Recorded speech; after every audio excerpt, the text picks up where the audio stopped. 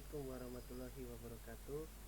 Selamat pagi anak-anakku kelas 12 IPS SMA Harapan Kasih. Gimana kabarnya hari ini? Semoga selalu sehat walafiat tanpa suatu kekurangan apapun ya. Alhamdulillahirrahmanirrahim. Wassalatu wassalamu ala asrofil anbiya'i wal mursalin Maulana Muhammadin wa ala alihi washabbihi ajmain amma ba'du. Qala ta'ala fil Qur'anil Karim, a'udzubillahi minasyaitonir rajim. Bismillahirrahmanirrahim. Inna a'tainakal kautsar fasholli li rabbika wanhar. Inna syani'aka huwal abtar. Shadaqallahul azim. Gimana anak-anakku kabarnya? Semoga hari ini selalu sehat walafiat tanpa suatu kekurangan apapun. Tetap semangat belajar dari rumah atau BDR-nya. Nah, untuk pelajaran Bapak hari ini pendidikan agama Islam. Sebelum kita mulai, marilah kita berdoa sejenak. Semoga apa yang Bapak sampaikan hari ini dapat bermanfaat dan dapat bisa menjadi tolabul ilmi dan menjadi majelis ilmu yang digantikan beribu-ribu pahala oleh Subhanahu wa ta'ala. Bismillahirrahmanirrahim. Rabitu billahi rabban wa bi islami dina wa bi Muhammadin nabiyya wa rasulah. Rabitu billahi rabban wa bi islami dina wa bil Muhammadin nabiyya wa rasulah. Ya Allah, semoga pembelajaran pada pagi hari ini dapat berjalan dengan lancar ya Allah, serta dapat bermanfaat bagi semuanya ya Allah. Amin ya rabbal alamin. Oke. Langsung saja Bapak akan jelaskan tentang indahnya maligai rumah tangga. Ini kaitannya nanti kita akan berdiskusi tentang pernikahan. Jangan lupa untuk absen di link yang Bapak sediakan di Google Form yang akan Bapak share di grup ya. Jangan lupa ya, ditunggu sampai jam 12 siang. Oke, langsung saja. Nah ini di semester genap ada 5 materi sebenarnya, tapi sebagian udah saya habiskan di semester 1. Kita akan bahas indahnya membangun maligai rumah tangga, itu pernikahan. Langsung saja saya next. Nah, ini ada tujuan pembelajaran, ada materi pembelajaran. Maligai rumah tangga atau pernikahan, kita harus tahu dulu tujuannya ngapain. Nah, tujuan pembelajarannya, siswa dapat meyakini kebenaran ketentuan pelaksanaan pernikahan berdasarkan syariat Islam. Yang kedua, menunjukkan sikap bersatu dan kebersamaan dalam lingkungan masyarakat sebagai implementasi ketentuan pernikahan dalam Islam. Ketiga, menganalisis dan mengevaluasi ketentuan pernikahan dalam Islam. Dan yang keempat, menjanjikan prinsip-prinsip pernikahan dalam Islam. Next saja. Nah, kita akan kaji makna pernikahan dalam Islam.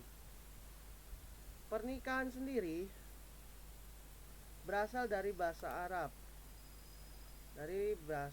Ya, al-jamu atau bertemu atau berkumpul. Pernikahan sendiri, nikah, berasal dari kata al-jahmu ya.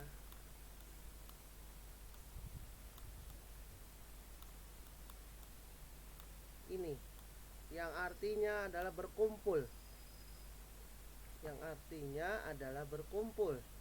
Dalam kompilasi hukum Islam, perkawinan adalah pernikahan, yaitu akad yang kuat atau misakon golizan untuk mentaati perintah Allah Subhanahu wa taala dan melaksanakannya merupakan ritual ibadah. Jadi di sini yang kita garis bawahi adalah misakon golizan ini. Lalu yang menjadi titik berat dalam pernikahan adalah bahwasanya akad yang kuat, suatu ibadah, ikatan untuk mentaati perintah Allah Subhanahu wa taala. Sementara itu di Indonesia sudah diatur dalam Undang-Undang Nomor 1 Tahun 1974 tentang perkawinan. Pasal 1 dijelaskan bahwa perkawinan adalah ikatan lahir dan batin antara seorang pria dengan seorang wanita sebagai suami istri dengan tujuan membentuk keluarga yang sakinah mawaddah warahmah, yang kekal dan bahagia berdasarkan ketuhanan yang Maha Esa. Jadi nikah itu ibadah. Jangan anak-anakku anggap nikah itu main-mainan. Nah, itu yang harus menjadi titik berat atau menjadi inti. Ini bisa dipahami ya. Kalau ada yang tidak mengerti, silakan komentar di komentar YouTube. Silakan. Dengan senang hati Bapak akan jawab. Saya hapus dulu ya. Langsung next, yang kedua. Dalil anakli dan akli tentang pernikahan. Kalau dalil nakli, saya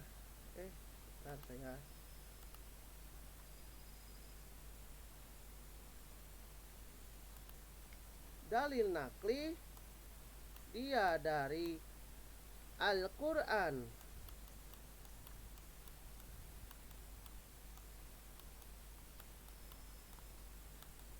Kalau dalil akli al-hadis, ini anak-anakku harus pahami dua dalil. Nah, dalil anakli dan akli tentang pernikahan ada di surat An-Nisa, surat ketiga ayat keempat.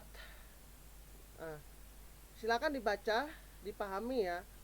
Saya ambil intinya saja. Dalam surat ini asbabun nuzul atau kandungannya adalah nikahilah wanita-wanita yang kamu senangi, maksimal 4.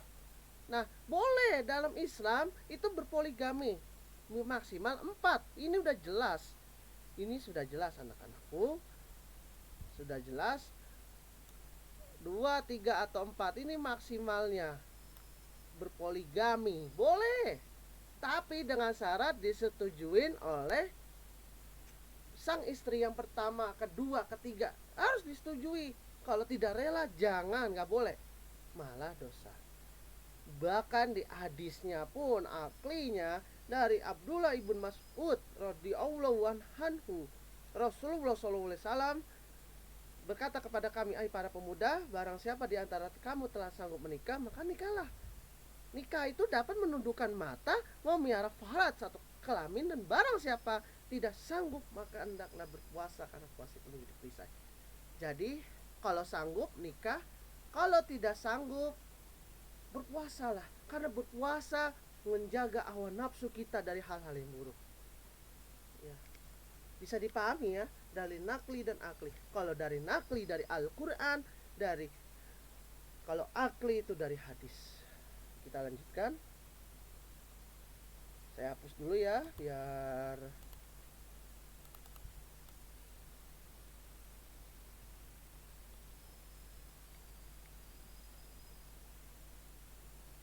lanjut.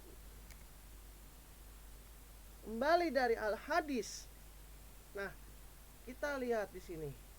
Ini syoi ya. Hadis riwayat Al-Bukhari dan Muslim. Ini sudah jelas. Dari Abu Hurairah radhiyallahu anhu dari Nabi Muhammad sallallahu alaihi wasallam. Beliau bersabda, wanita dinikahi karena 4 hal. Karena hartanya, kedudukannya, kecantikannya, dan agamanya. Nah, nikahilah wanita karena agamanya. Kalau tidak kamu akan celaka. Jelas di sini di hadis.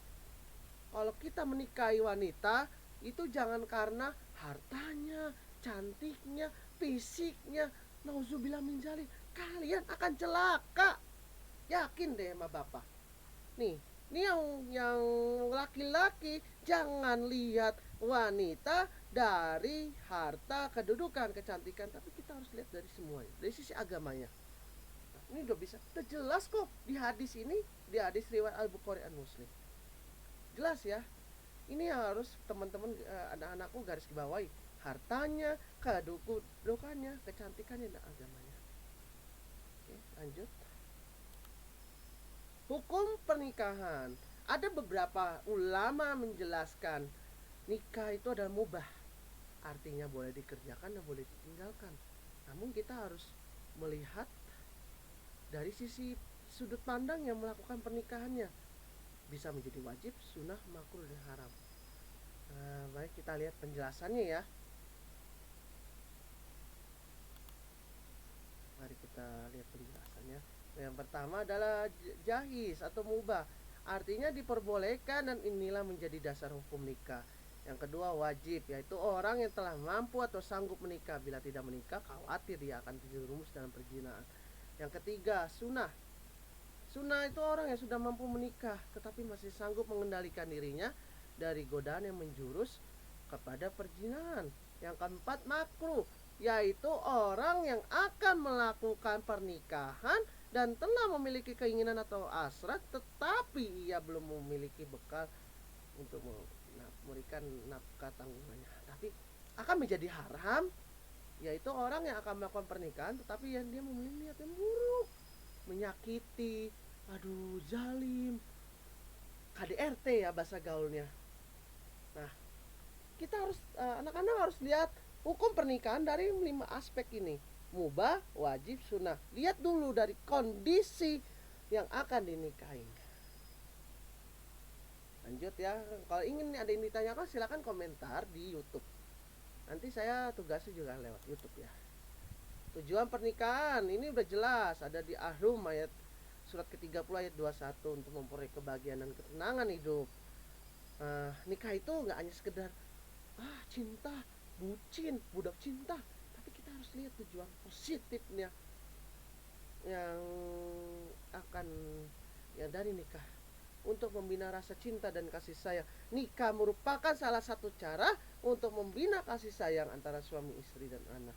Ini dari sakinah mawaddah warahmah akan timbul rasa cinta dan kasih sayang. Nah, yang ketiga, untuk memenuhi kebutuhan seksual yang sah dan diridhoi oleh Allah Subhanahu wa taala. Yang keempat, untuk melaksanakan perintah Allah Subhanahu wa taala.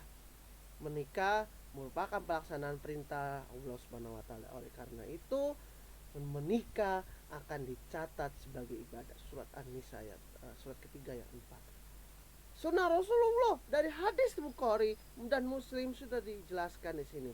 Nikah adalah sunnahku, barang siapa tidak senang dengan sunnahku, maka bukan golonganku. Dan yang keenam, untuk mendapatkan pertolongan yang sah. Jadi menikah itu banyak manfaatnya ya anak-anak. Bukan sekedar bucin, budak cinta, cinta mati, bukan, tapi ada tujuan positifnya. Nah, ini nih rukun dan syarat pernikahan. Oke, saya ganti dulu ya. Nah, yang pertama, calon suami beragama Islam, kandang sendiri, bukan muhrim, tidak sedang ihram ajim. Ini harus dipenuhi semua S ya. Yang kedua, calon istri beragama Islam, tidak terpaksa alias love atau cinta. Jangan kita menikah karena salah satu tidak mencintai. Karena apa? Tidak akan berkah hidupnya. Nauzubillah min dzalik. Bukan muhrim, tidak bersuami, atau sedang dalam status idah atau cerai. Afwan. Dalam kondisi cerai, tidak masa idah dan tidak sedang ihram. Wali yang ketiga, muaku kalaf Islam, dewasa, sehat akal, artinya tidak gila ya. Tidak gila.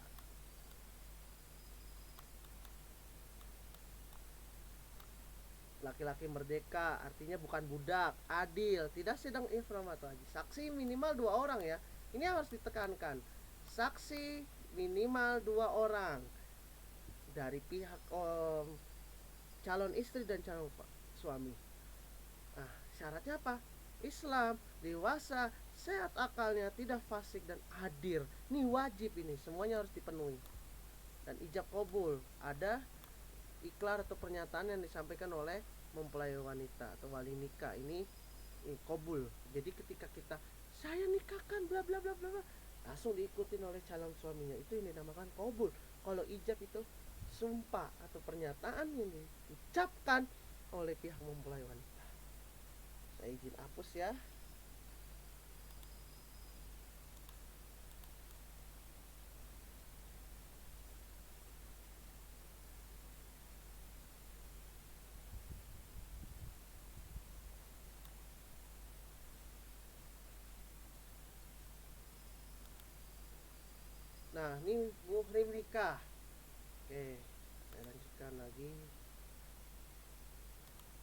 Yang pertama, wanita yang haram dinikahi karena keturunan. Yang pertama, ibu jelas.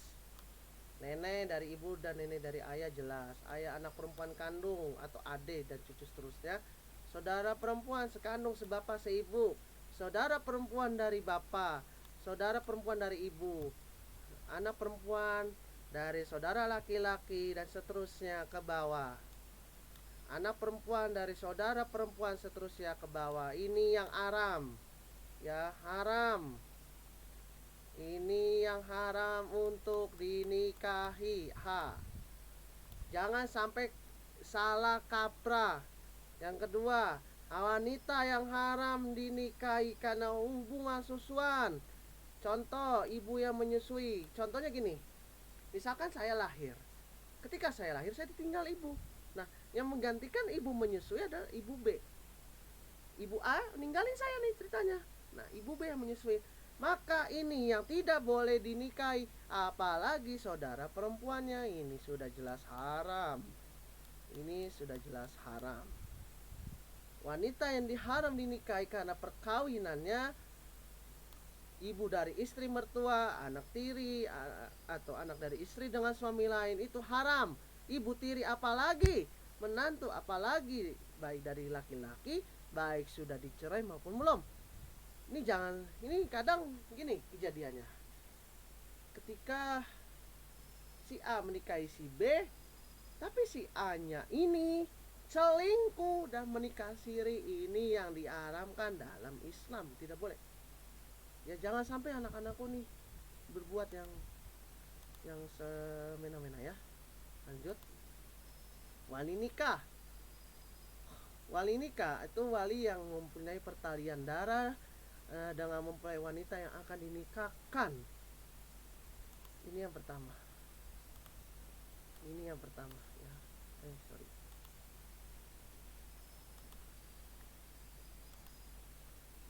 Kok penghapus sih, sorry. Nah, ini yang pertama.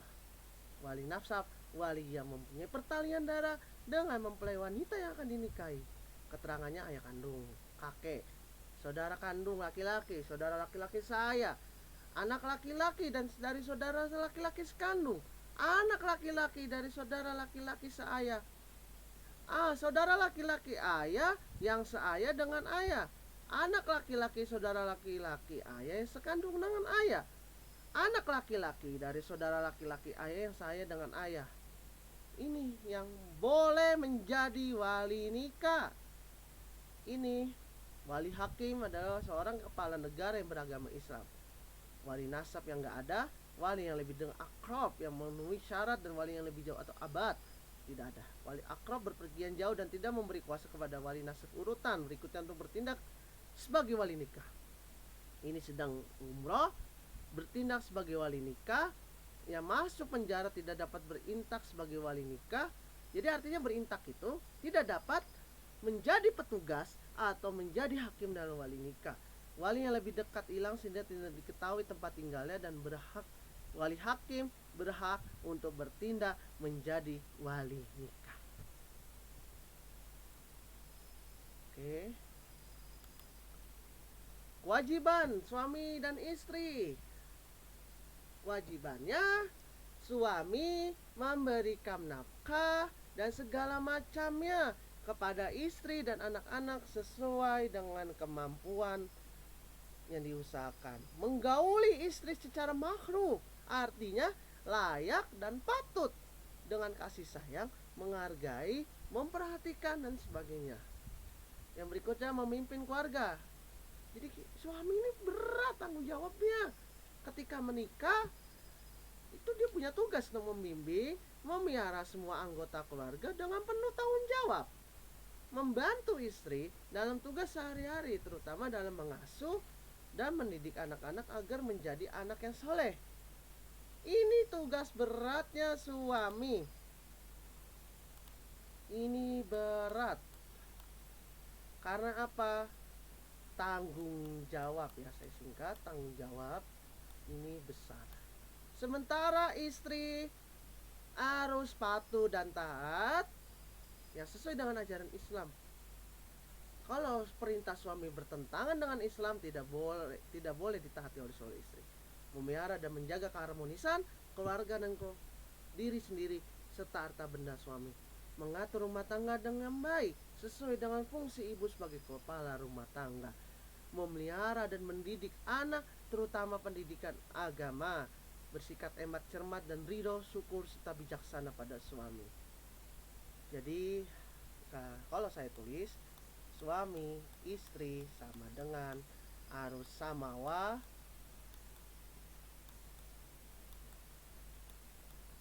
untuk mewujudkan samawa maka perlu harmonis. Bila ada masalah dibicarakan baik-baik.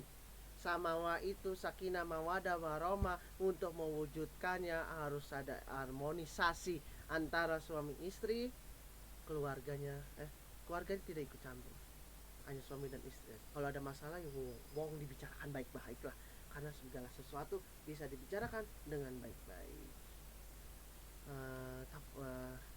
Paintum ya, semoga saya mengerti ya. Hak suami istri, suami atas istri minta ditaati oleh seluruh perkara kecuali maksiat. Ini jelas. Dimintain izin oleh istri yang hendak keluar rumah. Istri tidak boleh keluar rumah kecuali seizin suami. Jangan nyelonong keluar, izin dulu WA kalau ada apa. Jangan menyelonong, itu nggak boleh. Istri tidak boleh puasa sunnah kecuali dengan izin suaminya, atau bahkan suaminya yang mengajak. Mendapatkan pelayanan dari istrinya, disyukuri kebaikan yang diberikan. Istri harus mensyukuri atas pemberian suaminya, walaupun dalam keadaan senang maupun sedih. Kedua, istri atas suami mendapatkan mahar dari suaminya. Tapi mahar, saya bicara maharnya. Mahar itu jangan berat-berat. Ada yang minta rumah, ini itu. Mahar itu,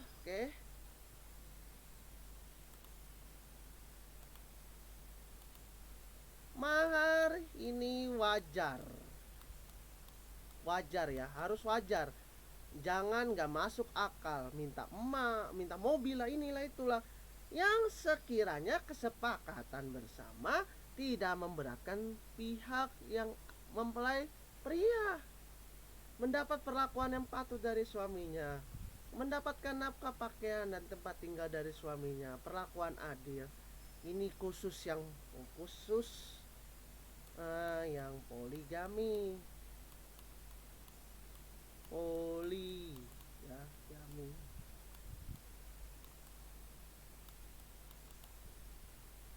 Mendapatkan hubungan bimbingan dari suaminya agar kita ketika menikah, suami, saya tandain lagi, ini harus membimbing ya, saya kasih kata dasar saja, bimbing,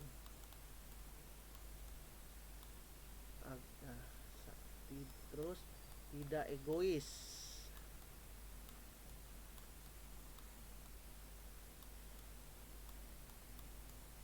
Ya, ini tidak egois. Paham ya, bisa dipahami. Bila ada yang tidak ingin ditanyakan, kita diskusi, silakan lewat YouTube, nanti saya buka komentarnya. Manfaat pernikahan merupakan jalan keluar yang paling baik untuk memenuhi kebutuhan seksual. Artinya kita menghindar dari zina mata, zina fisik, dan lain sebagainya. Pernikahan merupakan jalan terbaik untuk memuliakan anak, memperbanyak keturunan, melestarikan hidup masyarakat, serta memelihara nasab atau keturunan. Pernikahan menumbuhkan naluri kebapaan dan keibuan yang menumbuhkan pula perasaan cinta dan kasih sayang. Pernikahan menimbulkan sikap rajin dan sungguh-sungguh dalam bekerja karena adanya rasa tanggung jawab dalam keluarganya. Pernikahan akan mempererat tali kekeluargaan yang dilandasi oleh saling menghargai sebagai modal kehidupan bangsa yang aman dan sejahtera. Kita akan bahas talak mungkin 2 minggu ke depan. Kita bahas talak ya. Selanjutnya saya lanjut. Nanti akan kita bahas masa idah, rujuk, dan lain. Untuk tugas ujian praktek PAI, saya ingatkan kembali untuk baca tulis Quran, doa sehari-hari. Silakan dikerjakan dari sekarang. Waktu hanya 2 minggu loh ya, saya berikan. Doanya bebas kecuali doa mau makan, doa dan tidur. Lalu divideokan dan dikirim ke YouTube. Paling lambat nih tanggal 25 Januari 2020, minimal 3 doa sehari-hari. Praktek sholat dan wudhu kemungkinan saya akan zoom nanti ya. Mungkin ada yang sedikit ada yang ingin ditanyakan sebelum saya akhiri